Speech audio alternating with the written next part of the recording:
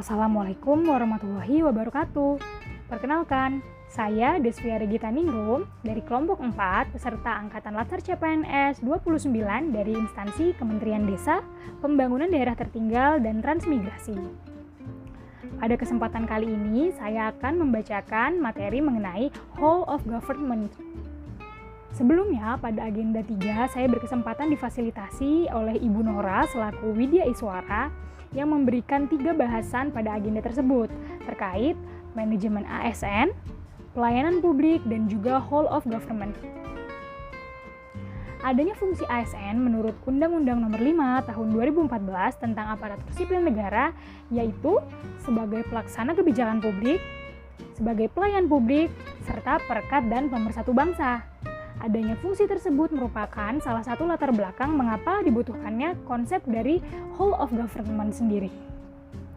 Whole of government sendiri atau yang selanjutnya akan saya sebut sebagai WOG merupakan sebuah pendekatan fungsi dalam ruang lingkup koordinasi yang lebih luas guna mencapai tujuan bersama di dalam pembangunan kebijakan, manajemen program, dan juga pelayanan publik. Dengan adanya usaha dari ASN untuk mewujudkan konsep WOG, maka hal tersebut dapat menuju pada satu tujuan, yaitu isu-isu penting pemerintah. Mengapa diperlukan penerapan WOG? Hal tersebut tentunya disebabkan oleh faktor eksternal dan juga faktor internal, seperti adanya dorongan publik untuk kinerja good governance, adanya keberagaman, berkembangnya teknologi dan juga informasi. Dengan adanya hal-hal tersebut, dapat meminimasi terjadinya ego sentral atau siloisasi. Bagaimana konsep WOG dilakukan? Pendekatan WOG sendiri dapat dilihat dan dibedakan berdasarkan perbedaan kategori hubungan antar kelembagaan yang terlibat. Konsep WOG terdiri atas 3 kategori dengan masing-masing tipenya. Yang pertama, kategori koordinasi dengan tipe penyertaan, dialog, dan juga joint planning. Yang kedua, ada kategori integrasi dengan tipe joint working, joint venture, dan juga satelit. Yang terakhir adalah kategori kedekatan dan perlibatan dengan tipe aliansi strategis, union, dan juga merger.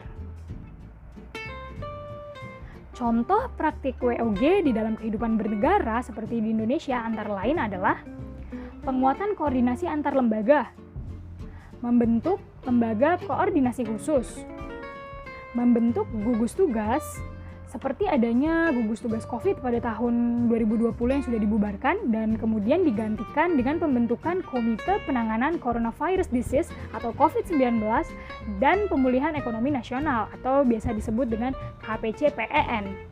Dan yang terakhir adalah koalisi sosial.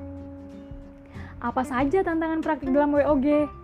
Yang pertama adalah kapasitas SDM dan institusi.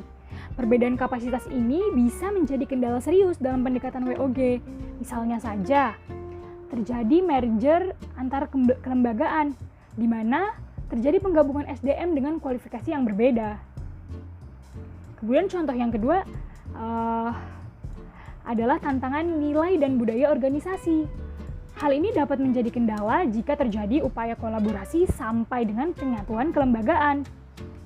Dan tantangan yang ketiga adalah kepemimpinan. Dan ini merupakan salah satu kunci penting dalam pelaksanaan WOG. Kemudian, bagaimana sih contoh praktik WOG dalam pelayanan publik? Yang pertama adalah pelayanan yang bersifat administratif, yaitu menghasilkan produk dokumen resmi bagi warga masyarakat, seperti di kantor pelayanan Samsat. Lalu contoh kedua praktiknya adalah pelayanan jasa yang menghasilkan bentuk jasa yang dibutuhkan oleh warga masyarakat. Contohnya seperti bidang pendidikan dan juga bidang kesehatan. Contoh praktik ketiga adalah pelayanan barang yang menghasilkan jenis barang yang tentunya dibutuhkan oleh warga masyarakat seperti jaringan telepon, jalan ataupun air bersih. Dan terakhir adalah pelayanan regulatif. Pelayanan ini melalui penegakan hukuman dan peraturan perundang-undangan maupun kebijakan publik yang mengatur sendi-sendi kehidupan masyarakat. Disitir dari Shergold dan teman-teman pada tahun 2004, APSC merumuskan prasyarat untuk penerapan WOG yang baik. Yang pertama adalah budaya dan filosofi. Yang kedua adalah cara kerja yang baru. Kemudian ada akuntabilitas dan insentif. Dan terakhir adalah cara baru, pengembangan kebijakan, mendesain program dan pelayanan.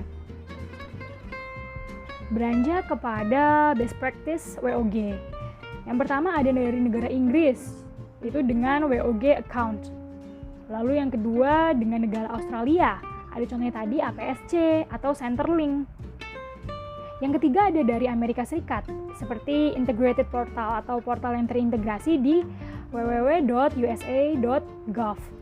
Lalu yang terakhir sendiri adalah negara tetangga kita, yaitu dari Malaysia, seperti One Day Service.